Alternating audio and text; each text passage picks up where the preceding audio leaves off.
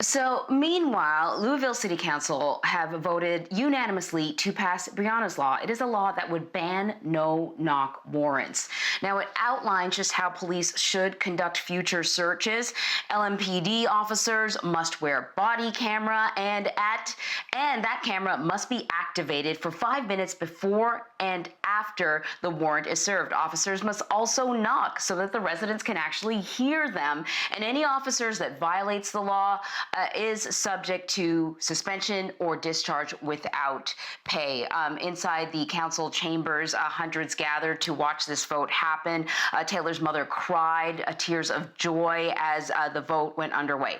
So now, Louisville is shifting gears and preparing for the public viewing of 53-year-old David McAtee, who was shot and killed by Kentucky National Guardsmen during protests for Breonna Taylor. That shooting is still under investigation. So Louisville dealing with a lot right now. We want to bring in Tessa Duvall. You've been reporting on the Breonna Taylor case extensively since it broke. You are a reporter for the Courier Journal. Really happy to have you here. And also happy that Breonna Taylor's case is getting more attention. So let us start with this no-knock warrant ban that council has proposed. There was some controversy about an amendment. Can you tell us what that was and how that sort of played out? Absolutely. So this had been in discussion for several weeks in light of the fact that police obtained a search warrant with a no-knock clause to search Breonna's apartment. Police say that they knocked. Neighbors say that they did not announce themselves. So this has been a big big point of discussion that activists have really been pushing for in the community here in Louisville, that they feel that Breonna Taylor would still be alive had police announced their presence in a way that Breonna and her boyfriend had heard. So this is something that a couple of city council members took up a few weeks ago and said, you know, we're going to look at really restricting them and maybe only allowing no-knock warrants in instances of really severe crimes like human trafficking and terrorism and murder and things like that. But what actually passed unanimously by 26 members of Metro Council last night was a total ban on no-knock warrants. And just a few hours before that vote, we also found out that Senator Rand Paul from Kentucky is proposing a bill nationwide that would effectively do the same thing and ban the police use of no-knock search warrants.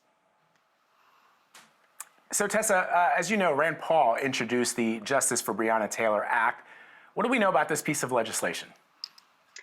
So this is, I believe, as of my last knowledge yesterday, that it has not actually been filed yet, but Senator Paul has met with Breonna's mother, and this is something that she feels very strongly about. She told Metro Council last night that all Breonna wanted to do was save lives, and so now, even in her death, with this legislation banning no-knock warrants, that's something she can continue to do even after she's gone, is still save lives. So the incident report on Breonna Taylor's death was released earlier this week, and people were shocked because it was basically blank. It had her name and almost everything else blacked out. I don't even think it had her injuries listed. Has the police department explained? I know that, of course, there's an investigation going on, but I mean, we know that she was shot. There's some details that surely they could have included in that incident report, and also why it took so long to get it released. Absolutely. So that is that initial incident report. It's important to note that this is not the full investigative file, that this is just the initial incident report. But still, like you pointed out, it lists no injuries.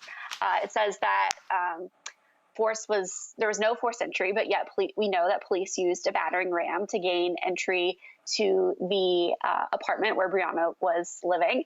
So there are certainly a lot of inconsistencies on that. The mayor has addressed this and said it's completely unacceptable, and that's why he's ordering a top-to-bottom review of the police department.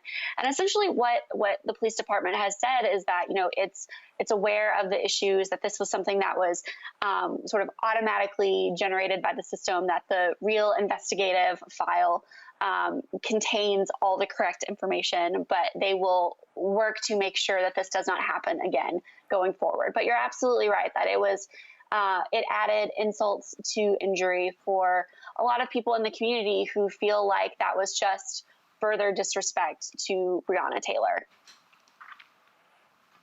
And Tessa, you've got some new reporting on those officers involved with that no-knock warrant. Tell us why Detective Joshua Janes has been reassigned. Absolutely. So 3 officers were placed on administrative reassignment following the shooting because they fired their weapons. But we have since learned this week that a detective named Joshua Janes has also been placed on administrative reassignment because he is the officer who sought the search warrant for Breonna's apartment.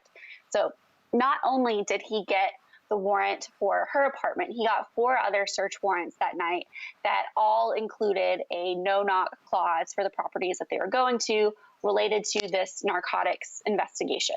And so in order to find out how these search warrants were approved, why they were requested in the way that they were, he has also been placed on administrative reassignment by the current interim police chief. So, Tessa, last time we talked to you, you told us a little bit about lawsuits, I think, that your paper had against the police department. What's the update on the lawsuits? What's going on? Absolutely. We are still pushing ahead with that, trying to gain access to the investigative file in Breonna Taylor's death. Our attorneys and editors argue that because the file has been released from the police department and sent to the Attorney General's office and the FBI, that this is a concluded document. Just because there are future questions does not mean that this document, as it stands now, is not a final product. So the Courier Journal is suing the police department in an attempt to gain access to that because our attorneys and editors feel that it's the public's right to know. All right, Tessa Duvall, thank you so much, Tessa, for your reporting. We appreciate it as always.